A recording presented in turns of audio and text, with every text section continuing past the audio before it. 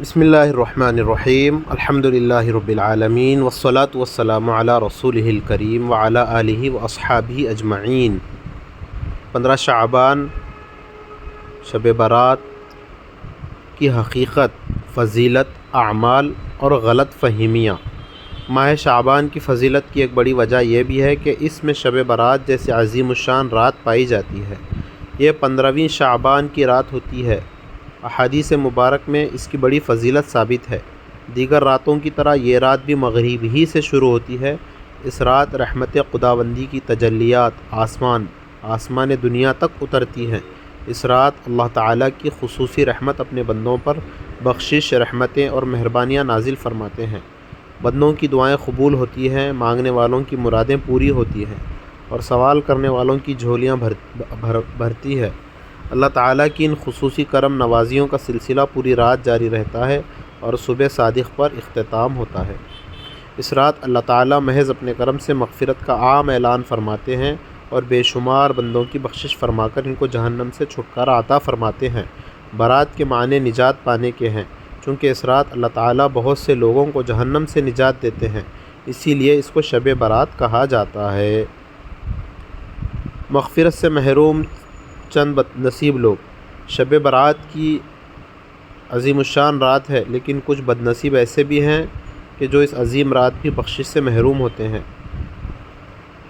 ان بد نصیبوں کا ذکر مختلف احادیث میں وارد ہے۔ کسی مسلمان کے لیے دل میں بغض اور کینہ رکھنے والا، رشتہ داری توڑنے والا، کسی مسلمان کو ناحق قتل کرنے والا، بدکار عورت، شرک اور کفر کرنے والا، والدین کی نافرمان کرنے والا اور بعض روایت میں ٹخنے چھپانے والا مرد اور شرابی کا بھی ذکر آیا ہے۔ شب برات پہ کیا اعمال کریں اور کیا عبادت کریں؟ شب برات بڑی فضیلت والی رات ہے۔ اس رات امت کے بزرگان دین عبادات کا خصوصی اہتمام کرتے تھے۔ اس رات عبادت کے لیے جاگنا اجر و ثواب کا باعث ہے، اس لیے ہر شخص کو اپنی وسعت کے مطابق نوافل، ذکر و تلاوت اور دعاؤں کا اہتمام کرنا چاہیے اور قضائے عمری بھی پڑھنے کا اہتمام کرنا چاہیے۔ اخلاص کے ساتھ رات کا جس قدر بھی حصہ عبادت میں بسر کرنے کا موقع ہو تو بڑی فضیلت کی بات ہے۔ البتہ عبادات کا یہ اہتمام مساجد کے بجائے اپنے گھروں میں ہونا چاہیے۔ اس رات اجتماعی اعمال کرنے کے بجائے صرف نوافل کا اہتمام کریں۔ اجتماعی اعمال کرنا قرآن و حدیث سے ثابت نہیں ہے، بلکہ یہ اپنی طرف سے ایجاد کردہ ہے۔ اس رات میں کچھ لوگ خصوصی نمازوں پڑھنے کا اہتمام کرتے ہیں کہ پہلی رکعت میں سورہ فاتحہ کے بعد فلاں سورت اتنے مرتبہ، دوسری رکعت میں فلاں سورت اتنے مرتبہ۔ یہ کوئی قرآن و حدیث سے ثابت نہیں ہے، بلکہ اپنی طرف سے ایجاد کردہ ہے۔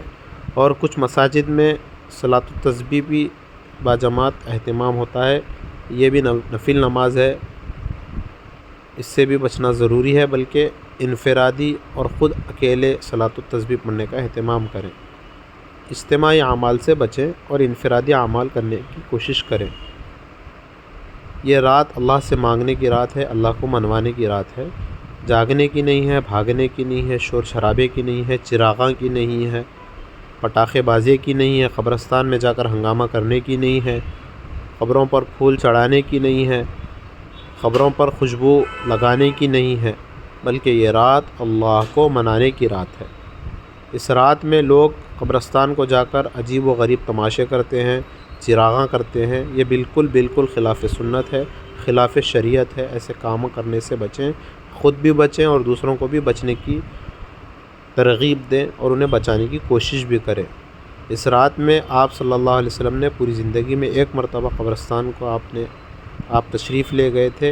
اگر اسی نیت سے ہم جانا چاہیں تو سنت کی نیت سے جانے کی کوشش کریں اور مرحومین کو ایصال ثواب پڑھیں اور ان کی مغفرت کے لیے دعا کریں۔ 15 شعبان کا جو روزہ ہے احادیث میں وارد ہے کہ جو 15 شعبان کا روزہ ہے حدیث میں وارد ہے، لیکن وہ حدیث بڑی ضعیف ہے۔ اس کے بجائے ایام بیس کے روزے رکھنے کا اہتمام کریں، جو بڑی فضیلت والے روزے ہیں۔ امام شافعی رحمۃ اللہ علیہ فرماتے ہیں 5 راتوں میں اللہ تعالیٰ دعاؤں کو قبول فرماتے ہیں۔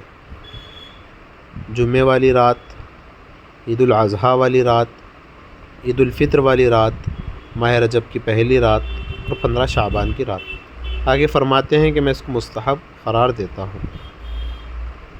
اس رات میں جو اللہ والے بزرگان دین، خیر القرون، امت مسلمہ کے جو خیر القرون ہیں یعنی صحابہ کرام کا دور، تابعین کا دور، تبع تابعین کا دور، اس میں بھی اس رات کی فضیلت سے فائدہ اٹھانے کا اہتمام کیا جاتا رہا۔ لوگ اس رات کے اندر عبادت کا خصوصی اہتمام کرتے تھے، لہٰذا اس کو بدعات کہنا یا بے بنیاد اور بے اصل کہنا درست نہیں ہے۔ اس رات میں حلوے پکانا، چاول پکانا، میٹھا پکانا اور پوری رات اسی میں مشغول ہونا بالکل یہ خلاف سنت ہے، اور اس سے بچنے کی کوشش کریں۔ اگر حلوے، شکر، چاول ان چیزوں میں پڑ جائیں گے تو پوری رات ہماری خراب ہو جائے گی، اور جو اس میں اللہ پاک نے فضیلت دی ہے، جو بخشش کے فیصلے ہو رہے ہیں، ہم اس سے محروم ہو جائیں گے۔ اس رات میں کوئی خاص عبادت مقرر نہیں ہے۔ اللہ تعالیٰ کہی ہوئی باتوں پر عمل کرنے کی توفیق عطا فرمائے۔ السلام علیکم ورحمۃ اللہ وبرکاتہ۔